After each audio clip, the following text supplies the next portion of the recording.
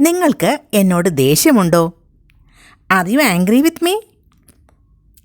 R you angry on me? ഇതിലേതാണ് correct? Angry with me ആണോ angry on me ആണോ? With and on രണ്ടും prepositions ആണ്. പക്ഷേ ആംഗ്രി വിത്ത് മീ എന്ന് തന്നെയാണ് കറക്റ്റ്. കാരണം ആംഗ്രി വിത്ത് സംബഡി അത് വളരെ ഇമ്പോർട്ടൻ്റ് ആയിട്ടുള്ളൊരു കാര്യമാണ്. Angry with somebody, angry on somebody അല്ല.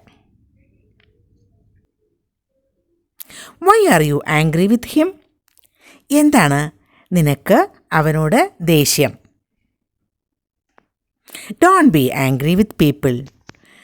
ആളുകളോട് ദേഷ്യം തോന്നരുത്. ആംഗ്രി എബൌട്ട് സംതിങ് എന്ന് കേട്ടിട്ടില്ലേ? Angry about something. സംതിങ് ഒരു കാര്യത്തെ പറ്റിയാണ് ദേഷ്യം തോന്നുന്നതെങ്കിൽ ആംഗ്രി എബൌട്ട് സംതിങ് എന്നുപയോഗിക്കാം. എന്തെങ്കിലും ഒരു കാര്യത്തെക്കുറിച്ച് നമുക്ക് ദേഷ്യം തോന്നില്ലേ? അപ്പോഴൊക്കെ നമുക്ക് ആംഗ്രി എബൌട്ട് എന്നാണ് ഉപയോഗിക്കേണ്ടത്. He is angry about something that happened yesterday. He is angry about something that happened yesterday. ഇന്നലെ നടന്ന എന്തോ ഒരു കാര്യത്തെക്കുറിച്ച് അവൻ ദേഷ്യത്തിലാണ്.